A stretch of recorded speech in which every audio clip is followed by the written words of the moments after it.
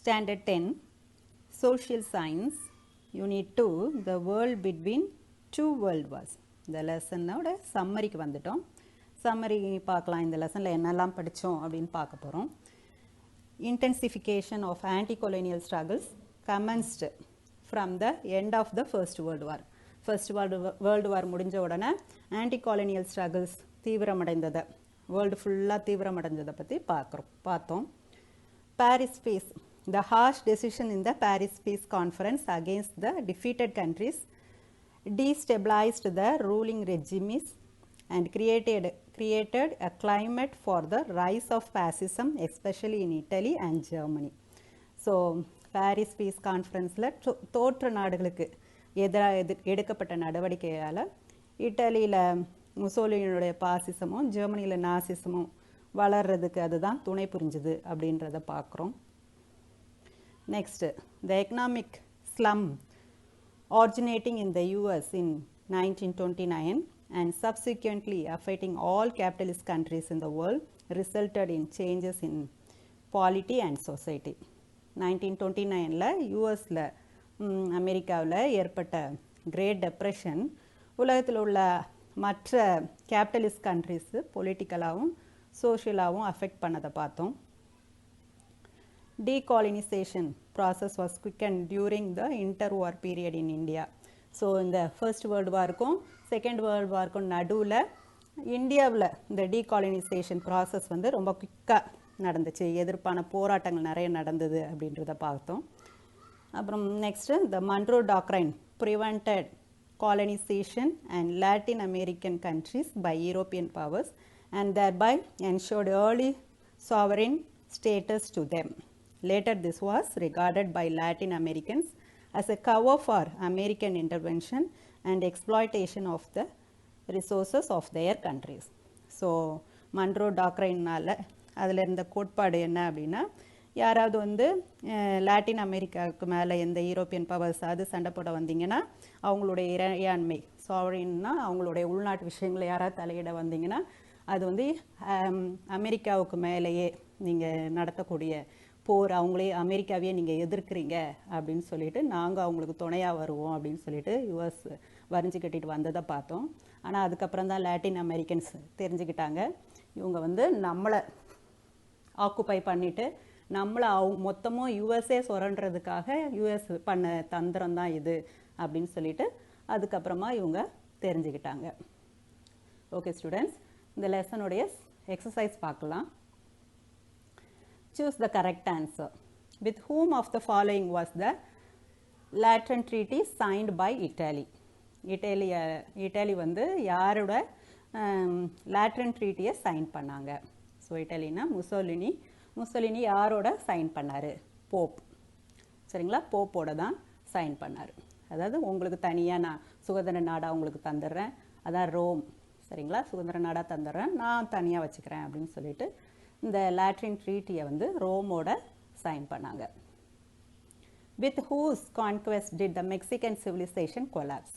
Mexican civilisation யாருடைய படையெடுப்புனால மொத்தமாக சரிஞ்சிச்சு? Hernan கோர்ட்டஸ்.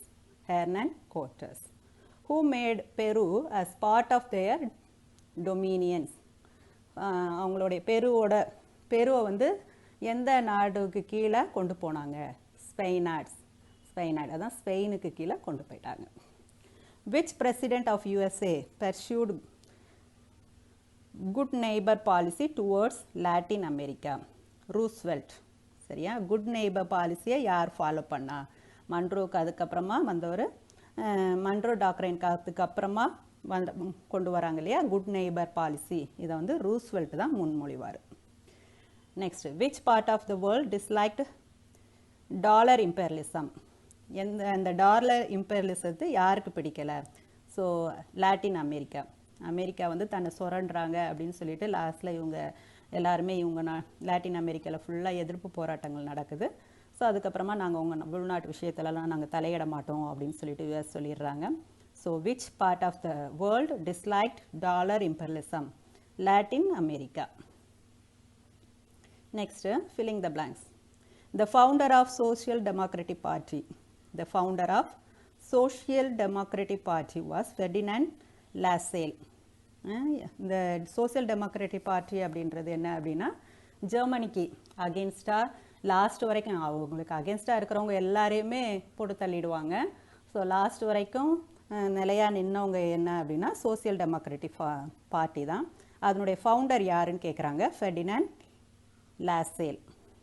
Next the Nazi party's propaganda was led by Joseph Goebbels.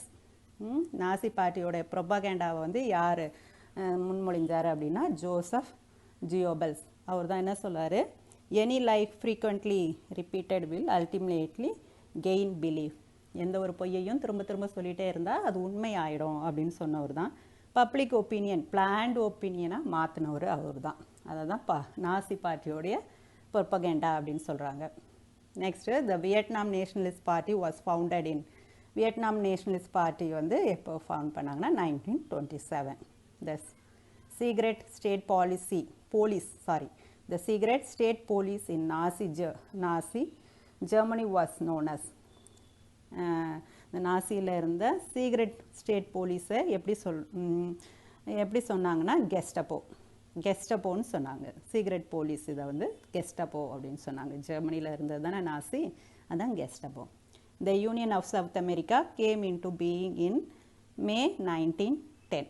அதான் கீழே இந்த டிரான்ஸ்வால், அப்புறம் Orange Free State, next Cape Town, இவங்க எல்லாமே வந்து ஒரு இது எல்லாமே சேர்ந்து சவுத் ஆஃப்ரிக்கா அப்படின்ற யூனியனை ஃபார்ம் பண்ணாங்க இல்லையா, அது வந்து May 1910. அதில் தான் சவுத் ஆஃப்ரிக்கான்ற ஒரு நியூ கண்ட்ரி ஃபார்ம் ஆனது. The ANC leader Nelson Mandela was put behind the bars for 27 years. சரிங்களா, நெல்சன் மண்டேலாவை வந்து 27 yearsக்கு ஜெயிலில் போட்டிருந்தாங்க. Boers were also known as Afrikaners. போரஸை இந்த நெதர்லாண்ட்லேருந்து வந்தவங்கள தான் டச் பீப்புள்னு சொல்லுவோம், அவங்கள தான் போரஸ்ன்னு சொன்னாங்க. அவங்கள வந்து எப்படி சொல்லுவாங்கன்னா ஆஃப்ரிக்கானர்ஸ்ன்னு சொல்கிறாங்க. Next choose the correct answer. During the World War I, the primary task of Italy was to keep the Austrian occupied on the southern front. இது கரெக்டான இது தான். சதர்ன் ஃப்ராண்டில் ஆஸ்ட்ரியன்ஸ் நுழையாமல் பார்த்துக்கிட்டது தான் இட்டாலியோட வேலையாக இருந்தது. Germany took to fascism much later than Italy. ஆமாம், இட்டாலிக்கு பின்னாடி தான் ஜெர்மனி வந்து நாசிசம் எடுத்தாங்க. The first huge market crash in the US occurred on 24th October 1929. So இந்த ஃபர்ஸ்ட் மார்க்கெட் கிராஷ் வந்து எப்போ நடந்துச்சு அப்படின்னா 1929. The last point வந்து இதில் தப்பு. The ban of African National Congress was lifted in 1990 தான் அதில் வரும். 1966 கொடுத்துருக்காங்க. ஸோ லாஸ்ட் ஒன் வந்து தப்பு. ஸோ இதில் வந்து ஃபர்ஸ்ட் 3 statements ஆர் ரைட். ஓகேங்களா. Next, a new wave of economic nationalism which expressed itself in the protectionism affected the world trade. So ஒவ்வொரு கண்ட்ரியும் அவங்கவுங்களுக்குன்னு தனியாக ஒரு நேஷனலிசம், ஒரு எக்கனாமிக், அவங்களுக்குன்னு ஒரு ப்ரொடெக்ஷன் இதெல்லாம் வச்சுக்கிட்டாங்க அப்படின்ற ஸ்டேட்மெண்ட் வந்து correct. This was because the USA was not willing to provide economic eight to the debtor countries. So இவங்க எப்பொழுதுமே கடன் கொடுக்க ரெடியாக தான் இருந்தாங்க. சரிங்களா, அதனால் இந்த ஸ்டேட்மெண்ட் வந்து wrong. So A is right, but R is not the right explanation. இதுக்குள்ள எக்ஸ்ப்ளனேஷன் கிடையாது. இதுக்கு B option. Next assertion. The Berlin Colonial Conference of 1884-85 had resolved that Africa should be divided into spheres of influence of various colonial powers. Reason: the war between the British and Boers in South Africa, however, was in defiance of this resolution. இதில் வந்து A வந்து right, but R is not the right reason. சரிங்களா. Next, இந்த Berlin colonial conference அது 84-85 தான் நடந்துச்சு. அதில் வந்து ஆஃப்ரிக்கா வந்து நம்ம கொலோனியல் பவர்ஸ்க்கு உள்ள பிரித்து எடுத்துக்கலாம் அப்படின்னு சொல்லுவாங்க. சரிங்களா, ஜெர்மனியில்.